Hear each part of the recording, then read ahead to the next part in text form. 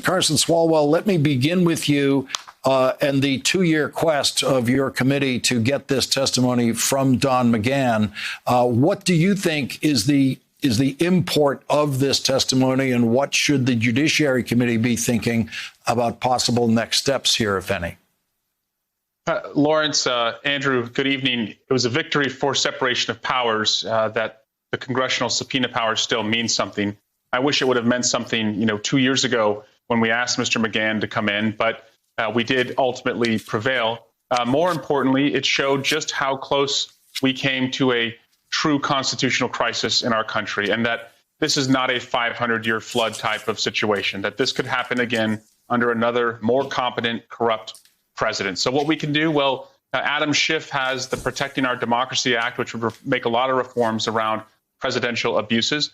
I also believe that President Biden can instruct his attorney general to lift the Department of Justice policy that says no president can be indicted, so no president can act as if they have this type of impunity. But we are in very fragile times for our democracy right now. Thank God we had prosecutors like Andrew Weissmann holding the president accountable at the time. But if we don't make changes and we don't make them quickly, we could see the rule of law seriously erode. Andrew Weissmann, what did you learn in Don McGahn's testimony to the Judiciary Committee? Well, I think it's important to first note what we didn't learn, because it's important to note that what Don McGahn testified to was that the report was accurate. In other words, all of the skirmishing by the president and his allies about this being a witch hunt and that this was staffed just by Democrats, all of that is for naught when you have the former president's own White House counsel under oath confirming everything in the report that he said.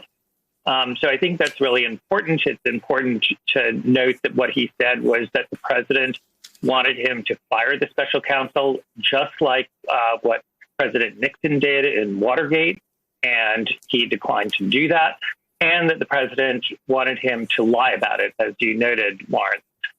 The other is, remember all of the talk about how the special counsel is using near process crimes, sort of things like 1001 false statement charges?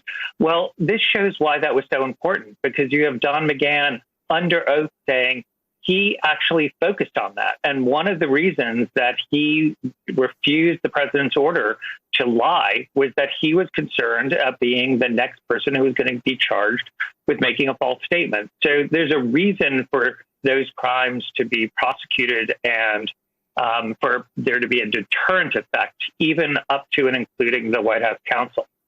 And then I think the final point is really what Congressman Swalwell is talking about, which is systemic issues. And I do think it's really important to look at this in terms of what can be done about it. And I think one of the troublesome aspects, I think, of the testimony was how limited it was.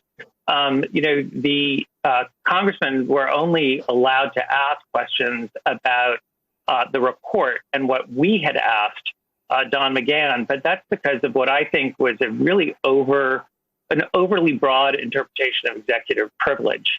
And I think it's really incumbent on this Attorney General and the President of the United States to really rethink that in light of the last 4 years and whether they really want to abide by that kind of unitary executive policy, given what we've seen in the last 4 years.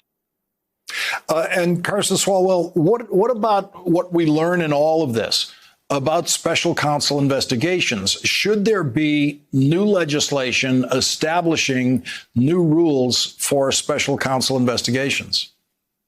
Yes, Lawrence, certainly giving special counsel, more independence, the ability to not have to worry, as the Mueller team did, about being fired. When Mueller testified, we learned from him when he came to the Judiciary Committee that, he was thinking about the president's constant statements that the investigation was going on too long and that, arbitrary timeline that was being set because the fear that the president could wind down the investigation, which was one of the factors that he testified prevented them from subpoenaing the president and having him come in and testify. That a further delay, would only have the president rant and rave more and more about it. So giving more independence to the special counsel, Lawrence, I certainly think is something we should consider.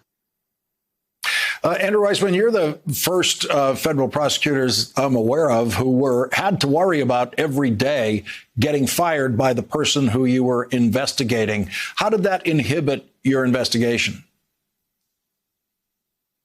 Well, one of the things that it did is, with respect to a certain aspect of the financial investigation, early on there was a decision to delay that because there was a concern that it would essentially poke the bear, that it would cause too much fire in the White House and that we would be fired before we even could, get a toehold into what had happened.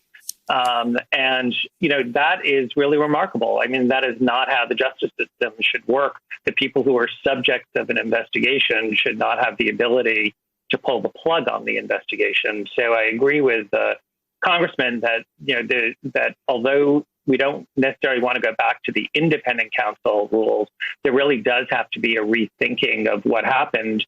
Otherwise, why have a special counsel ever going forward if we're going to allow a repeat of what happened this last time?